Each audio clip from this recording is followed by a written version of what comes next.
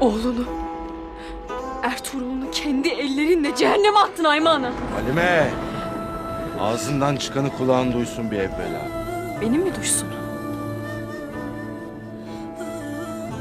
Korkut'un çadırında medet beklemeyi bıraktın da şimdi bize akıl mı verirsin Gündoğdu Bey? Haddini bil, haddini! Sen kimsin ki Hayme Ana'ya, Gündoğdu Bey'e dil uzatırsın? Şimdi otağına git, dizini kır, erinin yolunu gözle. Derhal!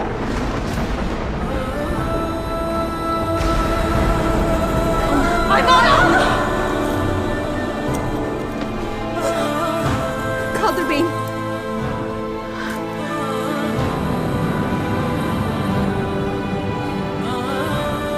Kaldır beyim. Ana!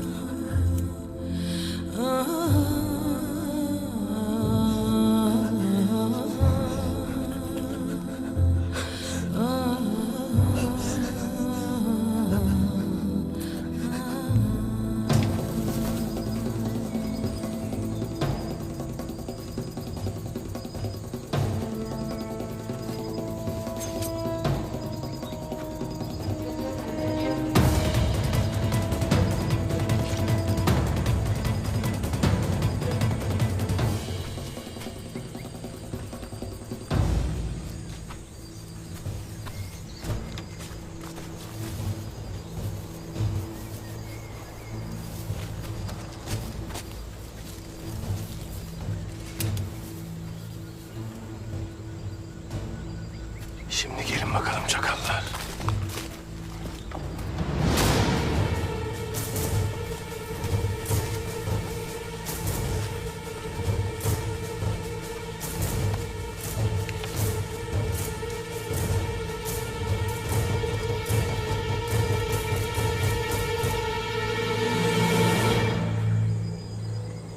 Gücü azalmıştır. Uyanık olun.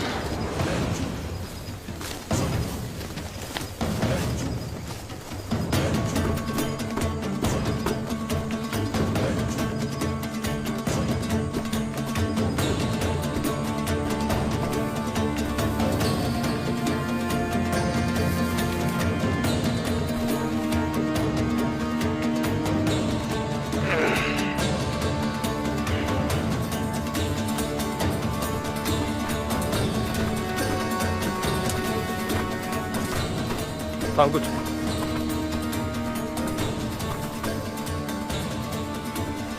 Bu taraftan. Gidelim o vakit Hamza.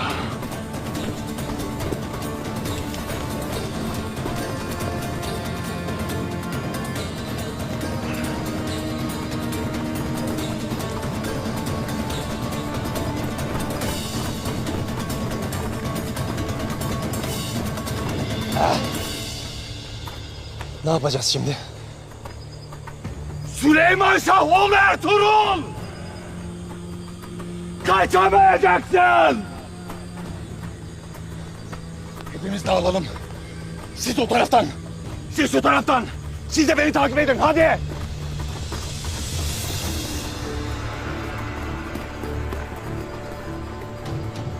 Av pusuya düştü.